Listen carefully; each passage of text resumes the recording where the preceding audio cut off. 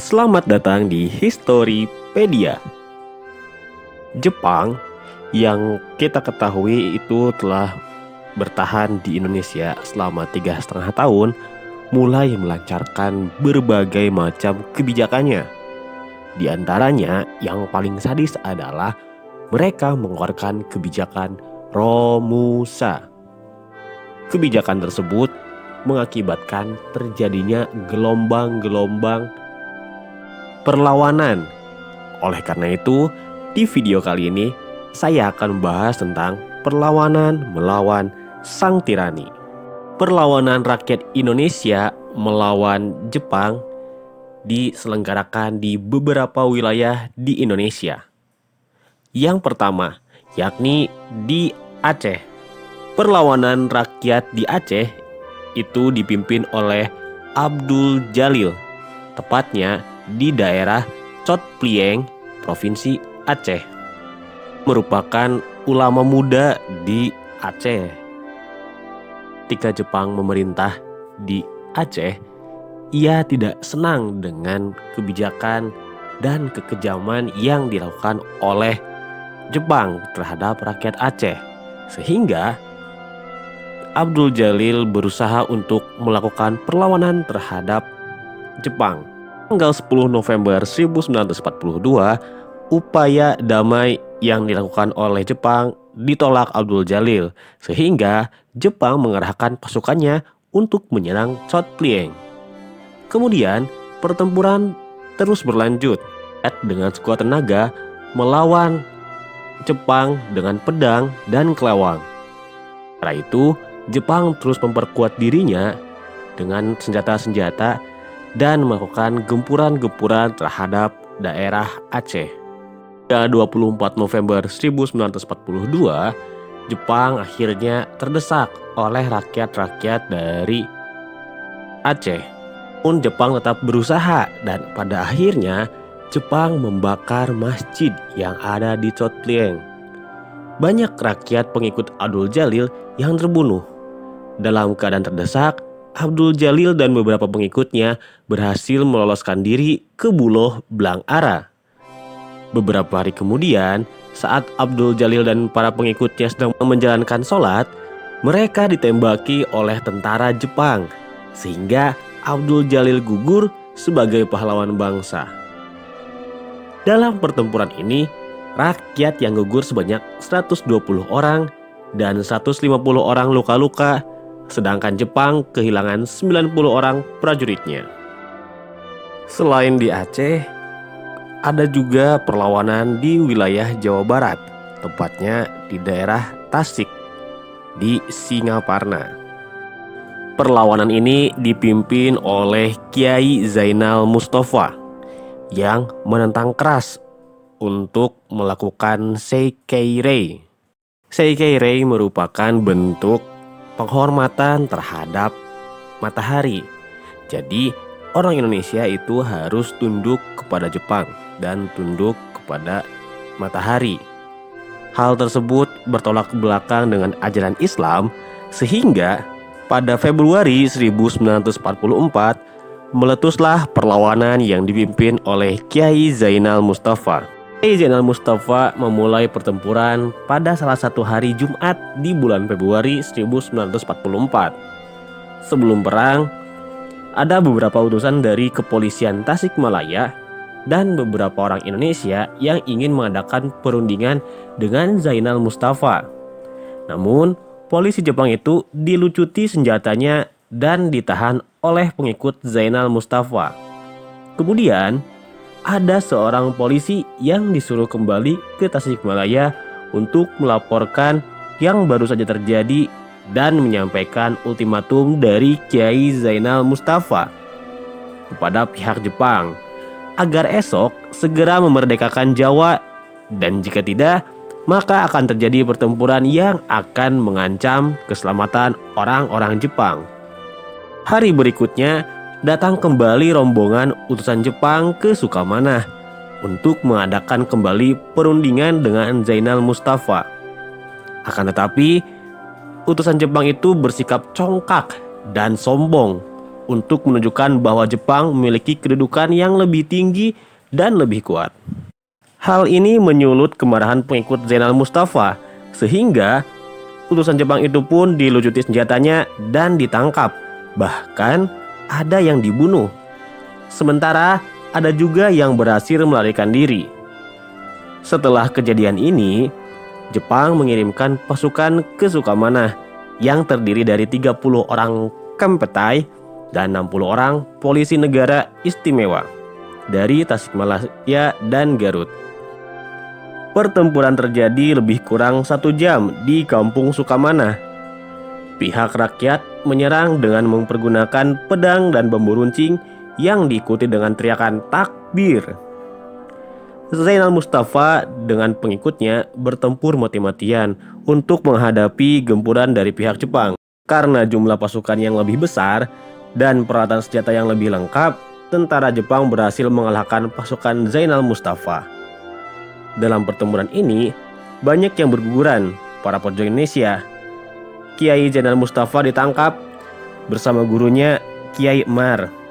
Selanjutnya, Kiai Zainal Mustafa bersama 27 orang pengikutnya diangkut ke Jakarta.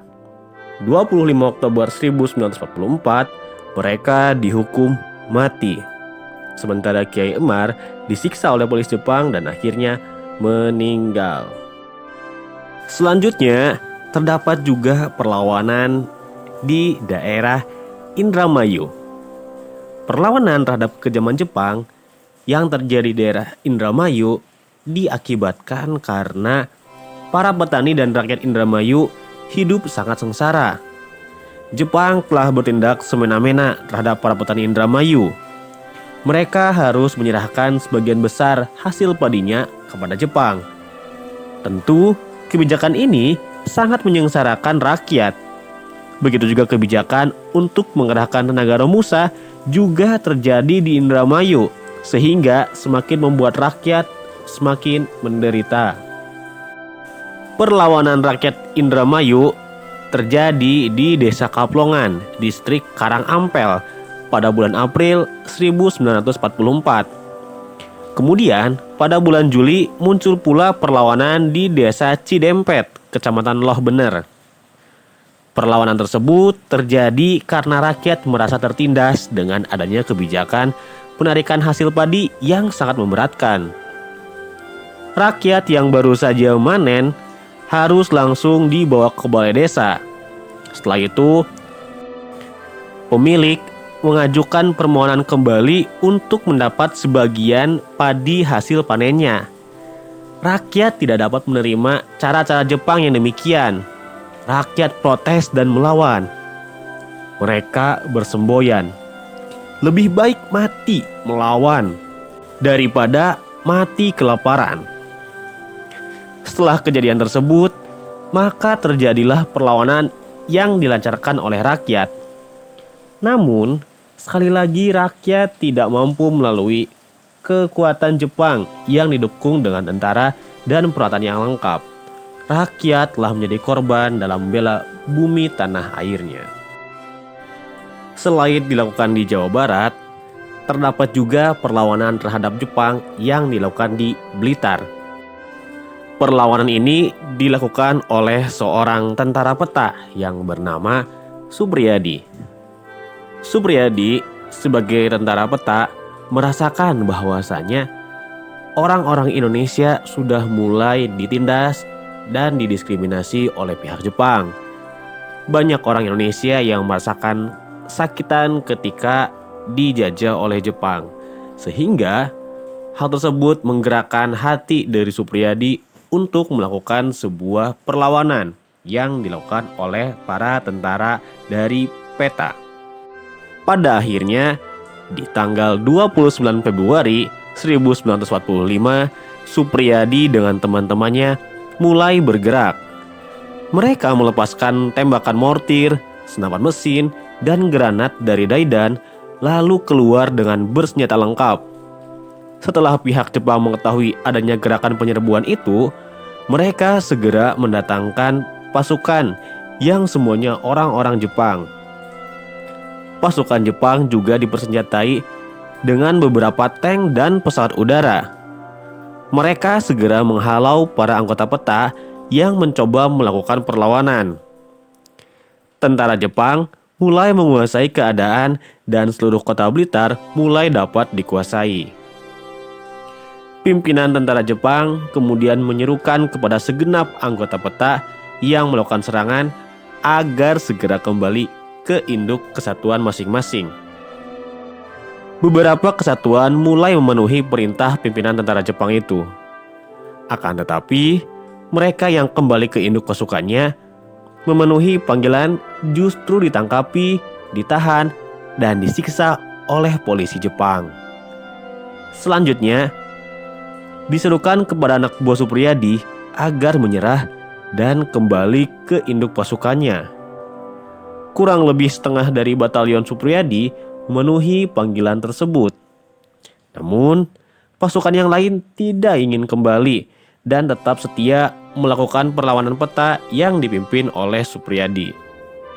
Untuk menghadapi perlawanan peta, Jepang mengerahkan semua pasukannya dan mulai memblokir serta mengepung pertahanan pasukan peta tersebut.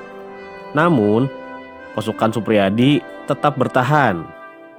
Mengingat semangat, tekad, dan keuletan pasukan Supriyadi, maka Jepang mulai menggunakan tipu muslihat.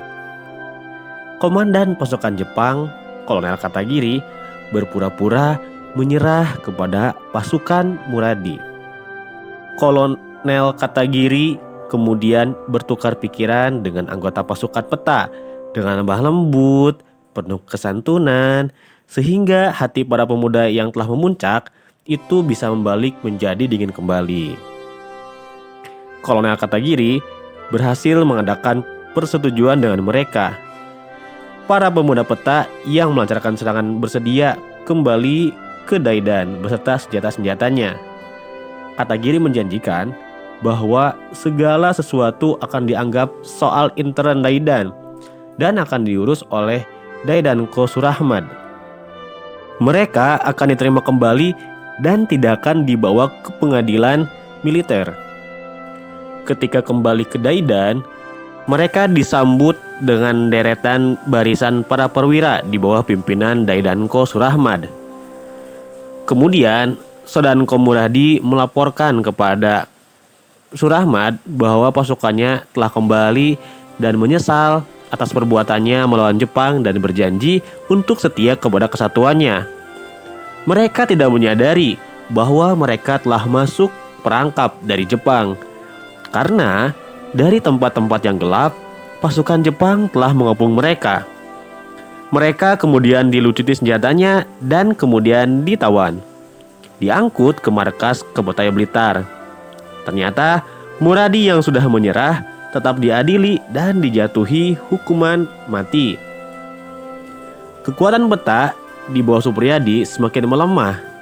Tidak terlalu lama, akhirnya perlawanan peta di Blitar di bawah pimpinan Supriyadi dapat dipadamkan. Tokoh dan para anggota peta yang ditangkap kemudian diadili di depan Mahkamah Militer Jepang di Jakarta. Setelah melalui beberapa kali sidang, kemudian mereka dijatuhi hukuman. Ada yang dipidana dan juga ada yang dihukuman mati.